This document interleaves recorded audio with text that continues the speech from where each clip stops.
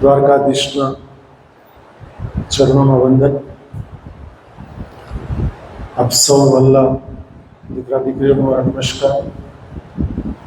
આજના ભારતીય જ્ઞાન પરંપરાના સચેતન શિક્ષક અને અધ્યાપક એવો મારો દીકરો હેમંત. પહેલાં તો આપણે હેમંતને અને જેટલા પણ ભારતીય જ્ઞાન પરંપરા વિષય લે છે એમને જોરદાર તાળીઓથી વધાવી દીધી.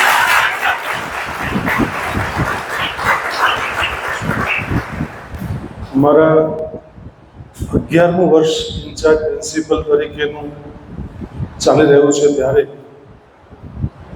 એક અધ્યાપકને, આટલા બધા અધ્યાપકો કાર્યરત છે તેમાં એક અધ્યાપકને એવો વિચાર આવ્યો કે સબ્જેક્ટ ભારતીય જ્ઞાન પરંપરા એવો એક સબ્જેક્ટ છે, તેને લઈને આપણે કંઈક વર્કશોપ જેવું, આપણે કંઈક પ્રવચન જેવું રાખીએ તો વિદ્યાર્થીઓની કંઈ સમસ્યા હોય તો તે દૂર કરી શકાય. આવા દીર્ઘ દ્રષ્ટિવાળા શિક્ષકને ખૂબ ખૂબ અભિનંદન અને શુભેચ્છાઓ. આજના કાર્યક્રમમાં જે વક્તા તરીકે ઉપસ્થિત છે એ મનોવિજ્ઞાનના મારા અધ્યાપક ડૉક્ટર અશ્વિનભાઈ, તમામ અધ્યાપક મિત્રો અને વલ્લા દીકરા દીકરી. આજે જે વર્ગ તમે બેઠા છો એ મને બહુ અતિ આનંદની અનુભૂતિ એ થાય છે કે જ્યારે હું પ્રવેશ્યો ત્યારે હેમંત એવું બોલ્યો કે સ્વેચ્છાએ વિદ્યાર્થીઓ બેઠા છે. એટલે મોટે ભાગે એવું મેં પૂછ્યું હતું કે FY BA BComના વિદ્યાર્થીઓ હશે જે જ્ઞાન પ્રત્યે પીપાંસુ છે, જિજ્ઞાસુ છે, જેણે કંઈક જાણવું છે. પણ મેં જ્યારે સોહેલને, ધર્મેશને, આ બધા અમુકને જોયા તો આ તો બધા જૂના જૂના છોકરાઓ લાગે છે, SY અને TY ના છોકરાઓ લાગે છે. પણ એમને પણ જ્ઞાન પરંપરા વિશે, ભારતીય વિશે જાણવું હશે એટલા માટે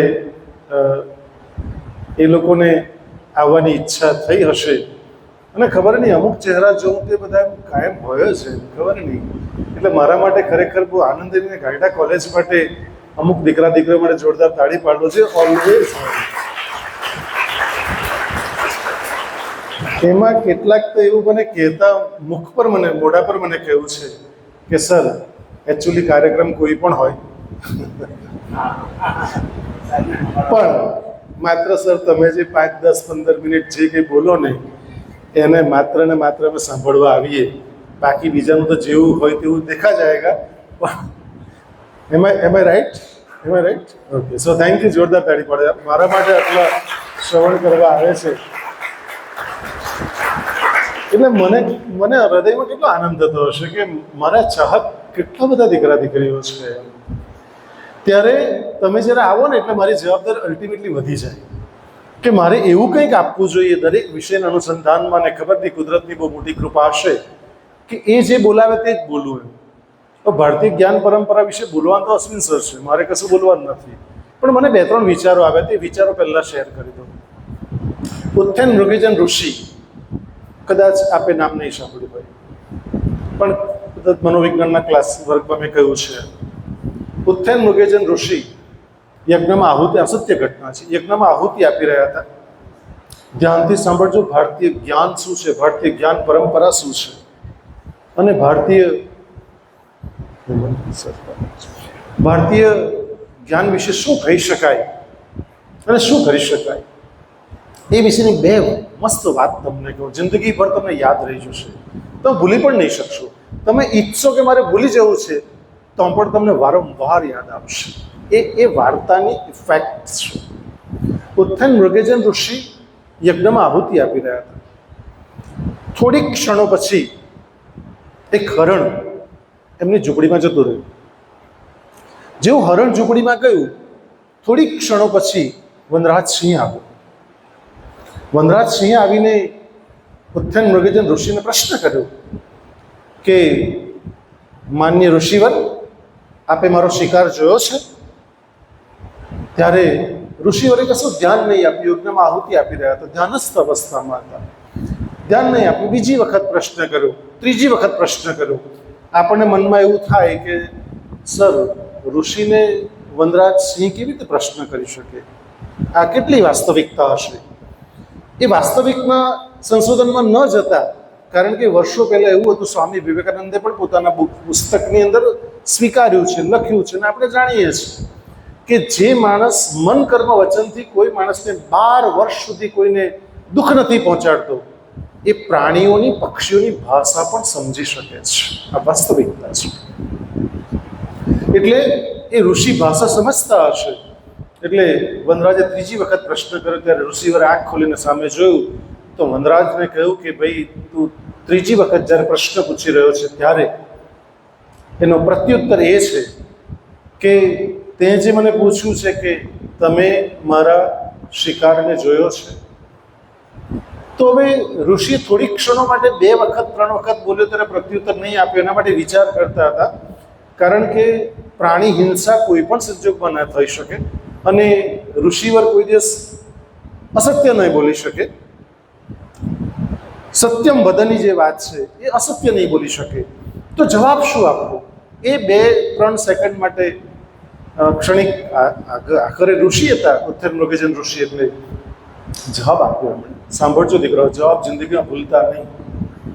એમણે એમ કહ્યું કે હે વનરાજ, તું જે પૂછે છે કે મારો શિકાર તમે જોયો છે, તો જેણે જોયું છે તે બોલી શકતું નથી અને જે બોલી શકે છે એ જોઈ શકતું નથી.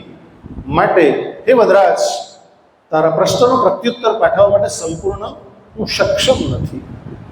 આપ સમજી ગયા હશો કે જે જોઈ શકે છે એ બોલી શકતું નથી. આંખે જોયો કે હરણ ઝૂંપડીમાં ગયું છે, કુટિયામાં ગયું છે, પણ જે જોઈ શકે છે તે બોલી શકતું નથી. આંખે જોઈ બોલી શકે છે? ના. જે બોલી શકે છે મોઢું બોલી શકે છે, પણ જોઈ શકતું નથી. માટે તારો પ્રત્યુત્તર આવવા માટે સંપૂર્ણ સક્ષમ નથી. અને વનરાજ ત્યાંથી ચાલી જશે. નંબર 1.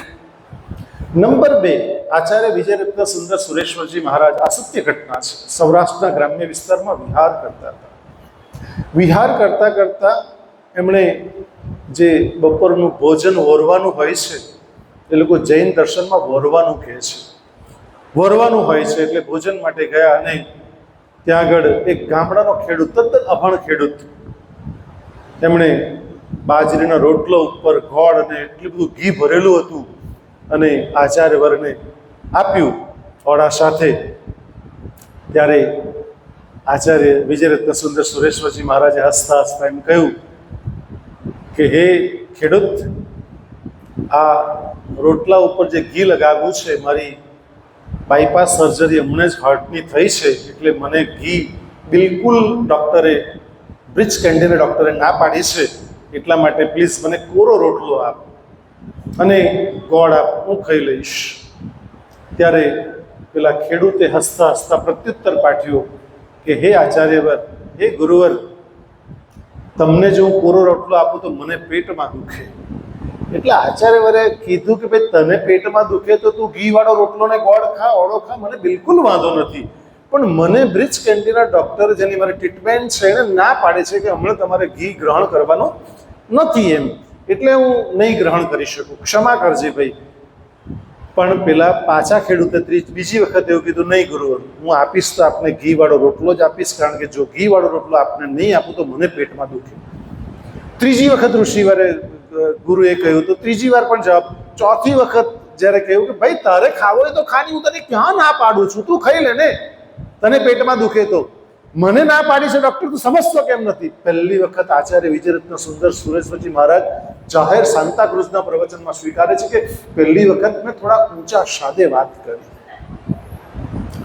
ત્યારે ખેડૂતે ચરણોમાં હાથ જોડીને ઉભા રહ્યો અને કહ્યું, નમીને કહ્યું કે હે ગુરુવર, ક્ષમા કરજો અવિવેક થયો હોય તો, પરંતુ આપની જેવા જ આચાર્ય, મુનિ, ગુરુવર, સંતો, મહંતો, ભગવંતો પાસે સાંભળ્યું છે કે તમે જે આ જન્મે આપો ને એ જ તમને આવતા જન્મે મળે.